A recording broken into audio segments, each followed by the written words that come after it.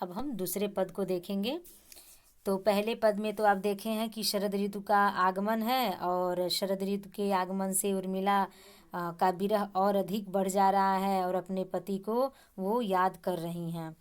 और इसमें आप देखेंगे दूसरे में यहाँ पर शिशिर ऋतु का वर्णन है।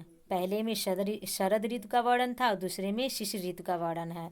तो इसमें कहा गया है कि शरद ऋतु को संबोधित करती हुई उर्मिला कहती हैं, क्या कहती हैं?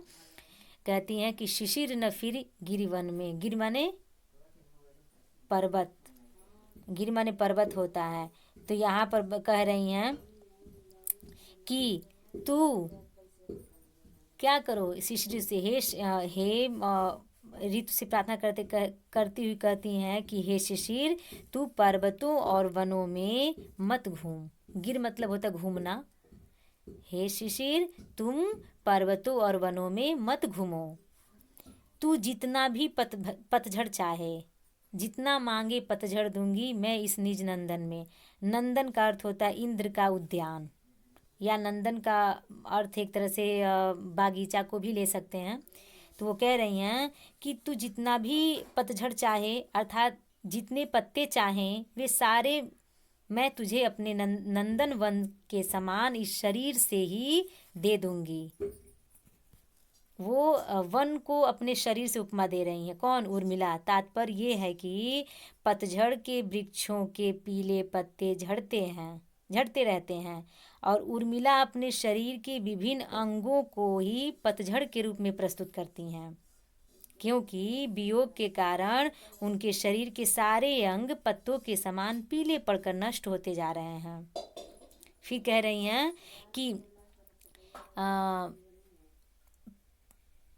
कितना कंपन तुझे चाहिए, ले मेरे इस तन से। तन में, तन माने शरीर होता है, कंपन। कह रही हैं कि यदि तुझे दूसरों को कपाना ही अच्छा लगता है तो तुझे जितना भी कपकपी चाहिए वह मेरे इस शरीर से ले ले। अर्थात मैं प्रिय विरह के कारण इस शीत में निरंतर कांपती रहती हूँ। उर्मिला आगे कहती है, शिशिर, यदि तुम्हें, नीचे फिर कह रही हैं कि सखी कह रही पांडुरता का क्या भाव आनंद। आनंद माने होता है वन, पांडुरता का अर्थ होता है पीलापन। तो कह रही मेरी एक सखी कह रही थी कि तुम्हारा चेहरा पीला पड़ गया है, अर्थात मेरे मुख के पीलेपन को ही तुम ले लो।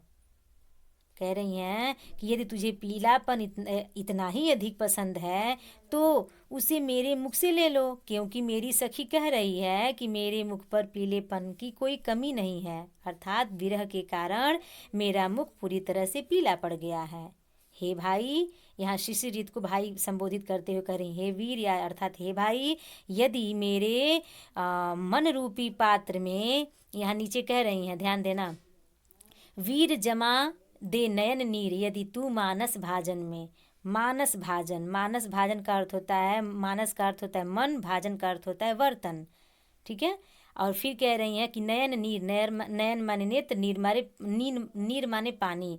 तो ये कह रही हैं कि हे वीर, यानी अर्थात हे भाई, यदि मेरे मन रूपी पात्र में मेरे नेत्रों के जल को जमा दे तो क्या, फिर कह रही हैं तो मोती सा मैं अकिंचना रखूं उसको मन में। बहुत अच्छी बात है। अकिंचना का अर्थ होता है निर्धन, गरीब।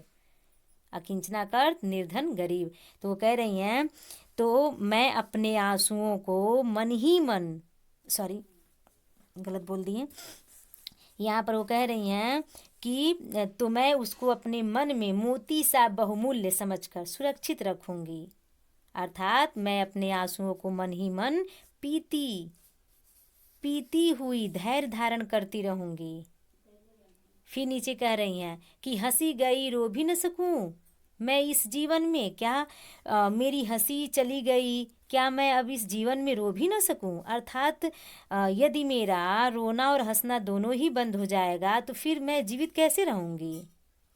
ऐसी स्थिति में यह जानने के लिए आतुर हूँ कि हंसना और रोना दोनों छीन जाने के बाद, ये कह रही हैं कि उत्कंठा, उत्कंठा माने जानना, उत्कंठा माने जानना, तो उत्कंठा है देखूं फिर क्या हो भाव भुवन में। भाव भुवन का अर्थ होता है भाव, भाव रूपी, और भुवन माने संसार।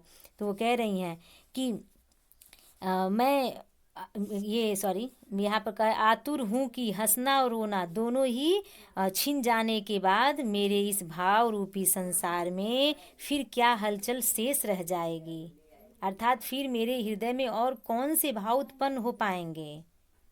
अगर पूरे अर्थ को देखा इसमें यही कहा गया है कि उर्मिला शिशिर ऋतु से प्रार्थना करती हुई कहती हैं कि हे शिशिर, तू पर्वतों और वनों में मत घूम। जितना भी पतझड़ चाहे अर्थात जितना पत्ते चाहे वे सारे मैं तुझे अपने नंदन वन के समान इस शरीर से ही दे दूंगी। तात्पर्य यह है कि पतझड़ में वृक्षों के पीले पत्ते झड़ते रहते हैं।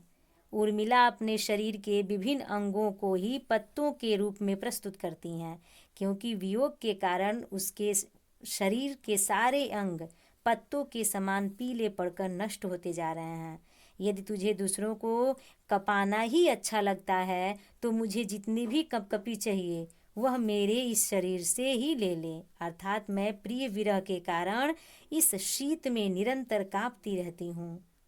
उर्मिला आगे कहती हैं कि हे शिशिर, यदि तुझे पीलापन अधिक पसंद है तो तू उसे मेरे मुख से ले ले, क्योंकि मेरी सखी कह रही है कि मेरे मुख पर पीलेपन की कोई कमी नहीं है। अर्थात विरह के कारण मेरा मुख पूरी तरह से पीला पड़ गया है। हे वीर अर्थात हे भाई, यदि तू मेरे मन रूपी पात्र में मेरे नेत्रों के जल को जमा दे तो मैं अकिंचना यानी कि मैं गरीब उसे अपने मन में मोती सा बहुमूल्य समझकर सुरक्षित रखूंगी। अर्थात मैं अपने आंसुओं को मन ही मन पीती हुई धैर्य धारण करती रहूंगी। मेरी हंसी तो चली गई, क्या मैं अपने इस जीवन में रो भी न सकूं।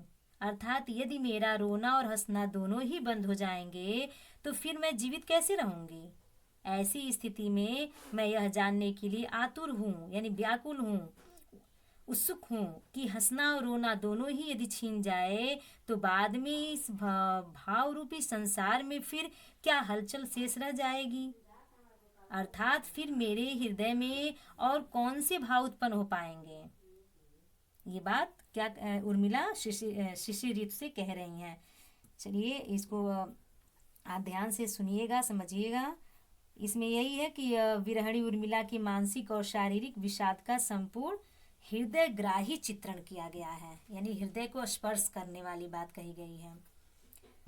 अब हम आगे बढ़ते हैं।